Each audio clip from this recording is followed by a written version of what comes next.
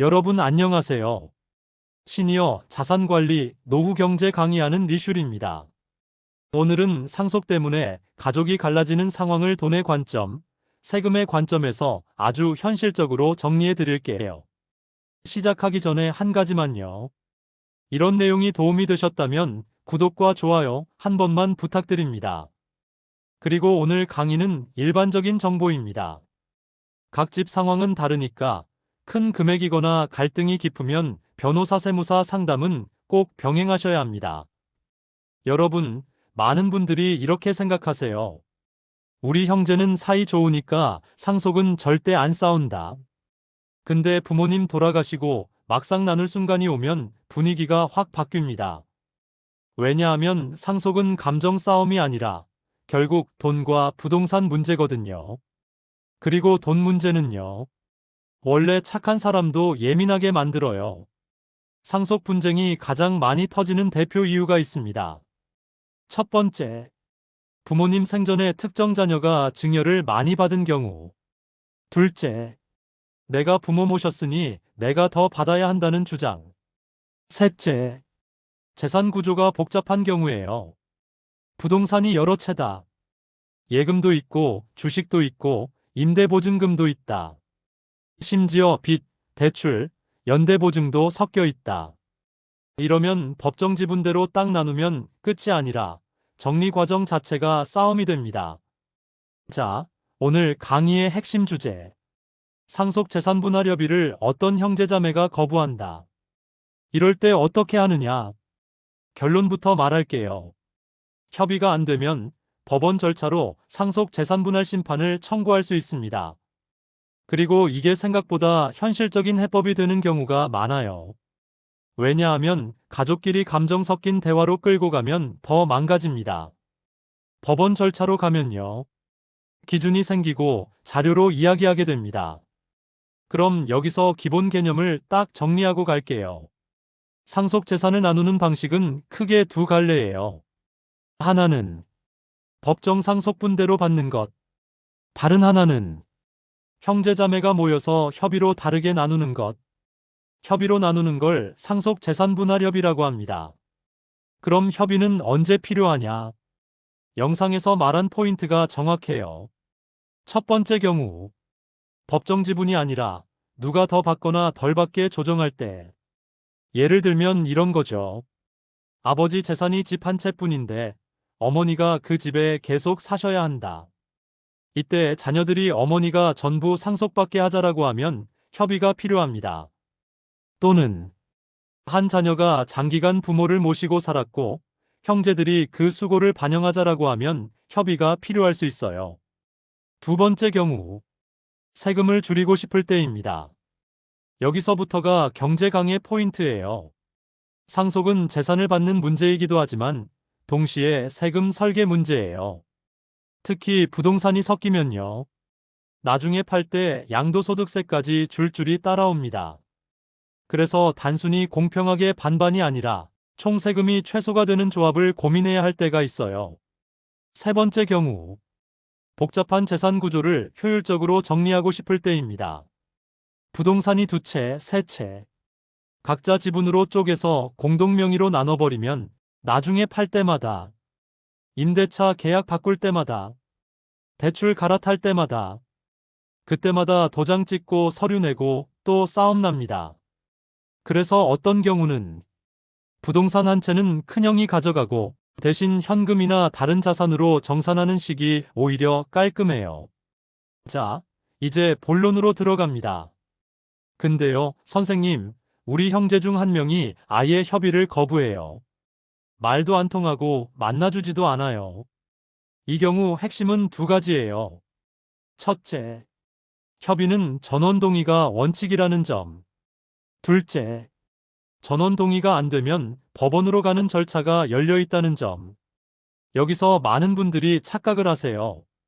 협의가 안 되면 그냥 큰일 나는 거 아닌가요? 아니에요. 협의가 안 되면 법원이 정해주는 길이 있습니다. 그게 상속재산 분할 심판 청구예요.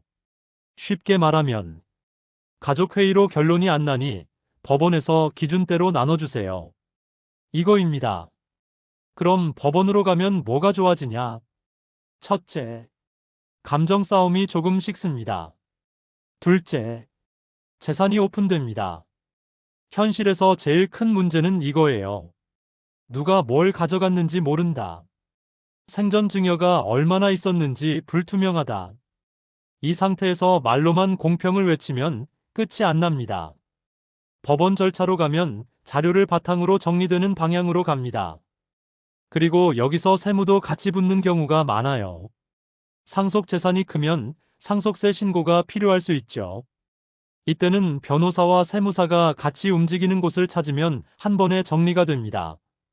왜냐하면 상속은 법률로 소유를 정리하고 세금으로 비용을 확정하는 작업이 같이 가거든요. 자, 여기서 정말 중요한 경고 하나 드릴게요. 오늘 강의에서 제일 위험한 포인트입니다. 형제자매가 인감도장이랑 인감증명서를 달라고 한다. 이때 절대 쉽게 주시면 안 됩니다. 상속세 신고해야 하니까 빨리 줘. 안 주면 내가 가산세 책임져. 이런 말로 압박하는 경우가 있어요. 근데요, 상속세 신고 자체에 인감도장, 인감증명서가 필수인 건 아닐 수 있습니다. 핵심은 이거예요.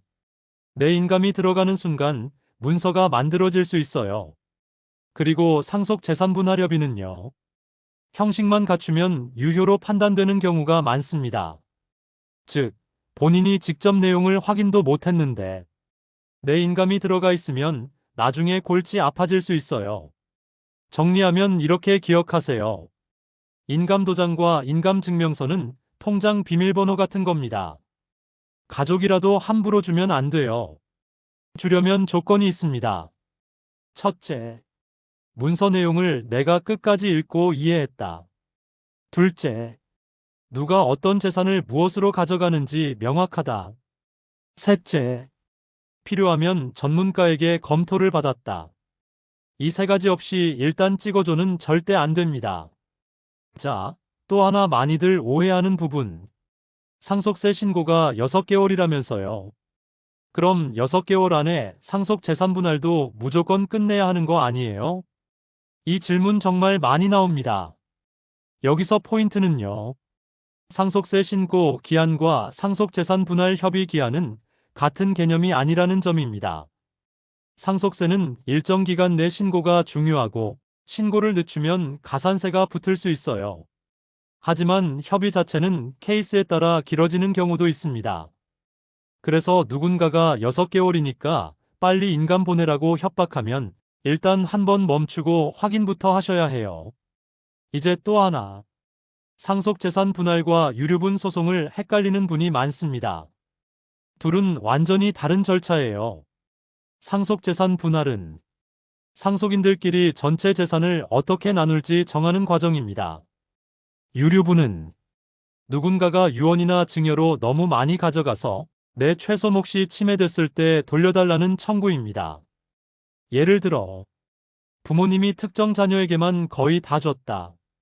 그럼 다른 자녀가 유류분을 주장할 수 있는 구조가 생깁니다. 즉, 싸움의 종류가 달라요. 그래서 전략도 달라집니다. 자, 여기까지를 바탕으로 실전 대응 순서를 만들어 드릴게요. 형제자매가 상속재산분할협의를 거부한다. 또는 인감을 요구하면서 압박한다. 이때 여러분이 할 일. 첫 번째, 감정적으로 대응하지 말고 팩트부터 정리하세요. 재산 목록을 뽑습니다. 부동산, 예금, 주식, 펀드, 보험금, 임대보증금, 자동차, 사업체 지분, 그리고 빚도 봐야 합니다.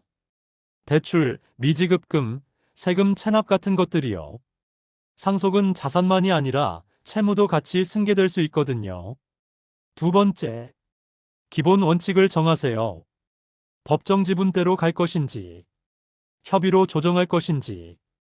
협의로 조정하려면 조정 이유가 있어야 합니다. 예를 들면 어머니 거주 주택 안정, 부양 기여, 재산 처분 계획, 세금 최소화. 이런 기준이 있어야 말싸움이 줄어듭니다. 세 번째, 대화가 안 통하면 문서로 남기세요. 전화로 싸우면 증거도 없고 감정만 상합니다. 재산 목록 공유 요청, 협의 일정 제한, 회신 기한. 이런 식으로 정중하게 남기는 게 좋아요. 이게 나중에 법원 절차로 가도 도움이 됩니다. 네 번째, 그래도 거부한다. 그러면 법원 절차를 검토합니다.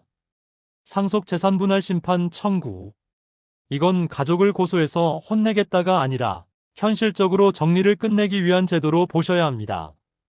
오히려 빨리 법적 트랙으로 올리면 끝없이 끌려다니는 걸 막을 수 있어요. 다섯 번째, 세금은 세금대로 분리해서 보세요. 상속세 신고가 필요하면 기한, 가산세, 납부재원 마련. 이걸 따로 관리해야 합니다.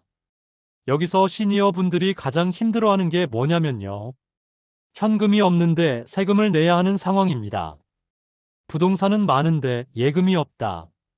그러면 매각을 하거나 대출을 고민해야 해요. 이때도 형제끼리 공동명의로 얽혀 있으면 한 명이 마음대로 처분을 못해서 시간이 더 끌립니다. 그래서 상속은 처음부터 현금 흐름 관점이 들어가야 합니다. 자, 제가 사례로 하나 들어볼게요. 부모님 재산이 아파트 한 채, 예금 3천만 원. 자녀 3명. 이때 누군가는 말합니다. 아파트 팔아서 3등분 하자.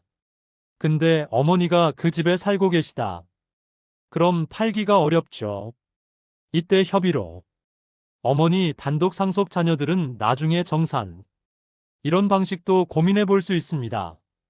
왜냐? 집을 팔면 이사비용, 생활 불안정, 감정 갈등이 커져요. 경제적으로도 급하게 팔면 죗값을 못 받을 가능성이 큽니다. 상속 분쟁은 돈이 새는 구조예요. 시간이 길어질수록 비용이 늘어요. 또 하나 사례. 부동산이 세 채인데 형제들이 전부 지분으로 쪼갠다. 처음엔 공평해 보이죠. 근데 3년 뒤에 한 채 팔려고 하면 서류, 인감, 동의, 세금, 분배. 그때 형제 중 한 명이 또 협조 안 합니다. 그럼 그 부동산은 움직이지 않는 돈이 됩니다. 자산은 있는데 유동화가 안 되는 거죠. 시니어 자산 관리에서 이건 치명적입니다. 노후에는 쓸 수 있는 돈이 중요하거든요. 그래서 상속 협의는 공평만이 아니라 관리 가능성까지 봐야 합니다. 자, 오늘 강의 마무리로 꼭 기억할 체크리스트 10개 드릴게요. 하나, 우린 안 싸워라는 믿음이 제일 위험하다. 둘, 상속 분쟁 1번 원인은 생전 증여 편중이다. 셋, 협의는 전원 동의가 원칙이다. 넷, 협의가 안 되면 상속 재산분할 심판 청구가 현실적 해법이다. 다섯, 인감도장, 인감증명서는 함부로 주지 말자. 여섯, 상속세 신고 기한과 협의 기한을 같은 걸로 착각하지 말자. 일곱, 상속재산 분할과 유류분은 완전히 다른 게임이다. 여덟, 부동산은 공동명의로 쪼개면 미래관리 비용이 커질 수 있다. 아홉, 노후엔 현금 흐름이 핵심이다. 움직일 수 있는 돈이 필요하다. 열, 큰 금액, 갈등 심함, 재산 복잡. 이 셋 중 하나라도 있으면 전문가 동행이 안전하다. 여러분, 상속은요. 한 번 꼬이면 돈보다 관계가 먼저 무너집니다. 그래서 저는 항상 이렇게 말해요. 상속은 가족 문제이기 전에 경제 설계 문제다. 정리만 잘해도 세금도 줄고 시간도 줄고 마음고생도 확 줄어듭니다. 오늘 강의가 도움되셨다면 구독과 좋아요, 그리고 알림 설정까지 부탁드립니다. 다음 시간에는요.